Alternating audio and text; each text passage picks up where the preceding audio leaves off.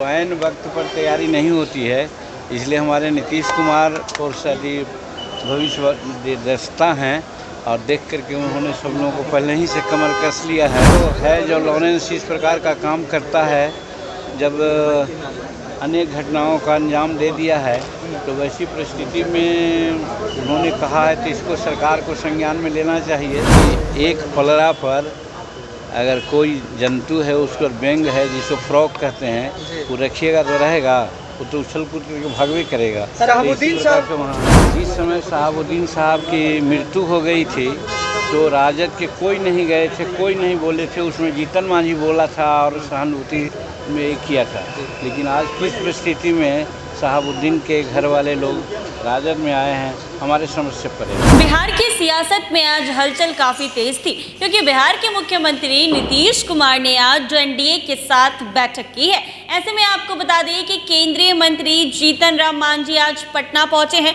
और पटना पहुंचते ही जब पत्रकारों ने आज की बैठक को लेकर सवाल किया तो मांझी ने कहा कि चुनाव अचानक से आ जाता है, जिसके लिए पहले से तैयारी नहीं हो पाती है। मुख्यमंत्री नीतीश कुमार भविष्य करता है, इसीलिए वो उसकी प्लानिंग अभी से कर रहे हैं। जी हाँ, आपको बता दें कि तो ऐन वक्त पर तैयारी नहीं होती है, इसीलिए नीतीश कुमार अभी से देखकर पहले से ही कमर कस ली है। उन्होंने सब लोगों को सावधान कर दिया है, इसीलिए कि हम एनडीए गठबंधन के सभी लोगों को बुला के बातें की हैं, हम लोगों को क्या करना है। इसीलिए संगठनात्मक दृष्टिकोण से बैठक बहुत महत्वपूर्ण है। उपचुनाव है, लेकिन विधानसभा चुनाव की तैयारी के लिए अभी से सब लोग लग जाएंगे। लॉरेंस बिश्नोई गैंग के द्वारा पप्पू यादव को धमकी मिलने पर मांझी ने कहा है कि देखिए, पप्पू यादव की बात हमने सुनी है, अब आशंकाएं हैं तो अब लॉरेंस इस तरह का काम पहले करा चुका है। महाराष्ट्र चुनाव में महागठबंधन की 20 सीटों को लेकर मचे घमासान को लेकर मांझी ने कहा कि जब तक पलड़ा पर मेढक को रख दिया जाएगा तो वो कभी नहीं रहेगा,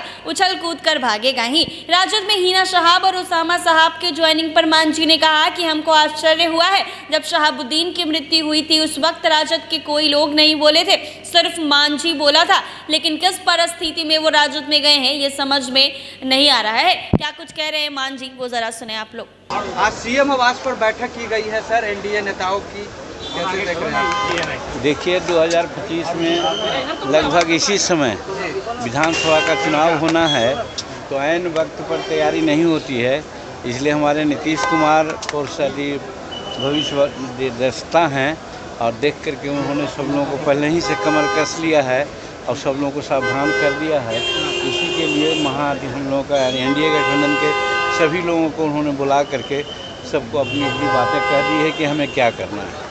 इसलिए संगठनात्मक दृष्टिकोण से ये बैठक बहुत महत्वपूर्ण है। सब लोग लग जाएंगे। उपचुनाव तो है ही है, लेकिन जनरल चुनाव की तैयारी में सब लोग वही से लगे। अरे क्या बिश्नोई गैंग की तरफ से पप्पू यादव को जान से मारने की धमकी मिली है, वो आरोप बीजेपी के सामने अपना। देखिए, पप्पू यादव की बात भी हमने सुनी है, देखा है। अब आशंकाएं तो है जो लॉरेंस इस प्रकार का काम करता है, जब अनेक घटनाओं का अंजाम दे दिया है, तो वैसी परिस्थिति में उन्होंने कहा है तो इसको सरकार को संज्ञान में लेना चाहिए, देखना चाहिए कि क्या वास्तविकता है। यहाँ तक वो बोल चुका है कि रेकी वगैरह जो होता है वो कर लिया है, तो कुछ भी कर सकता है, तो सरकार को सचेत होना चाहिए। महाराष्ट्र में सीट शेयरिंग को लेकर महागठबंधन में लगातार घमासान जारी है। इंडिया गठबंधन देखिए, मेरा कहने का मतलब ये है कि एक पलड़ा पर अगर कोई जंतु है, उसको व्यंग है जिसको फ्रॉग कहते हैं, वो रखिएगा तो रहेगा, वो तो उछल कूद करके भागवे करेगा। शहाबुद्दीन साहब का बेटा है, आरजेडी के एमवाई समीकरण फिर से हो गई, शहाबुद्दीन का परिवार शामिल हुआ है। देखिए, हम भी देखा, हमको आश्चर्य हुआ है।